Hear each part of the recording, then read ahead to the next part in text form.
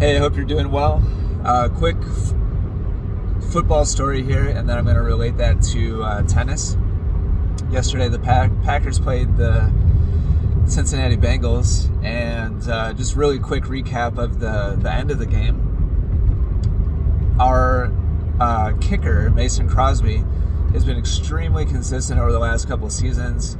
In fact, he came into the game yesterday having made 25 field goals in a row and made another one in the first half, so he was on a 26 in a row streak, which was the best in his career.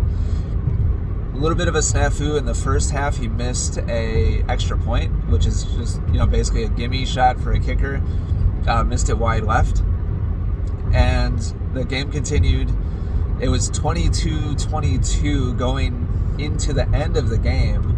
Bengals tied it up with like a couple seconds left, and Aaron Rodgers made like an amazing throw to set up a field goal try from 50 yards out to win the game at the end of the fourth quarter. And 50 yards, certainly not a gimme, but Mason Crosby makes them all the time, and he missed wide left with like the game winding down. Very uncharacteristic miss for him. First miss in 26 attempts. So I don't even remember all the details, but in overtime, so it goes into overtime, and the Bengals, I think the Bengals win the toss. I think there was a turnover, if I remember correctly. It gives the Packers the ball very quickly in overtime. We set up for a field goal again, and Mason Crosby misses a field goal again, wide left. So now he's missed two in a row. Bengals get the ball back. They get one or two first downs. They try a field goal, and they miss the field goal. We get the ball back. We get a couple first downs. Mason Crosby lines up for another field goal and misses another one. He misses his third in a row, which was as many misses as he had in the previous two whole seasons. He's missed 3 field goals in one game. Just imagine how you would feel in that position as a professional athlete, just having come off his career-long streak. And, how could you not attribute that to some kind of mental, snafu or like mental toughness? It had to have been in his head, right? A, of course, he knows he's on his longest streak. B, he knows he just ended his longest streak. C, how can you not think, oh crap, I missed, now how can you not have some kind of thought, right? I'm not saying he did or didn't, but for most normal people, there'd be that kind of thought in the back of your head, oh crap, well now what? I finally missed. And he kept missing the same way. He missed wide left 3 times in a row. So anyway, at the end, towards the end of overtime, he got another opportunity.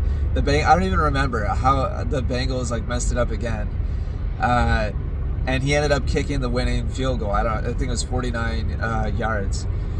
So, second kind of takeaway for me on this, after missing 3 in a row, which I don't know how it's not his worst game of his career. Probably missing 3 in a row.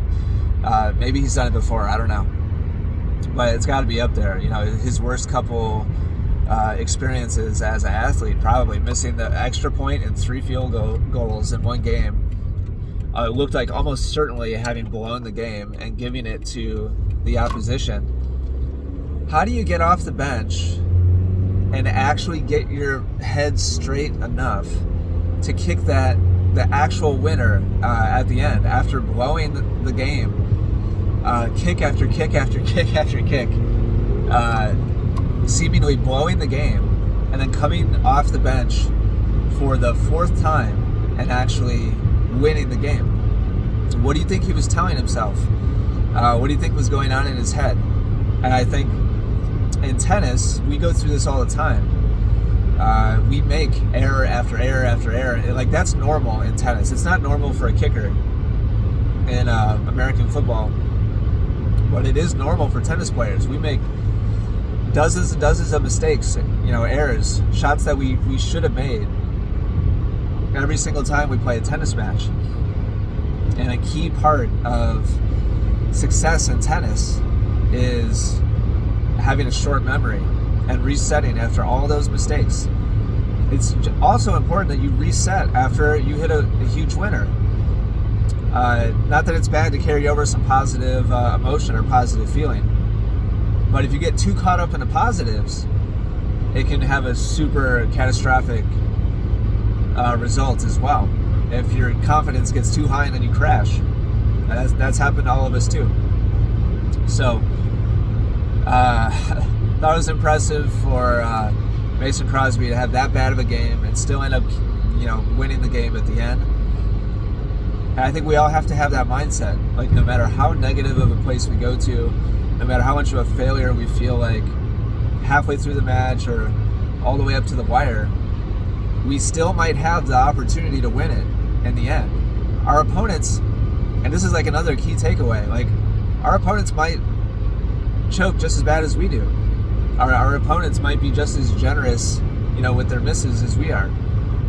And so no matter how bad you feel like you're playing, you have to be prepared in the last 5 minutes to potentially put away that last shot, no matter how down in the dumps you're feeling.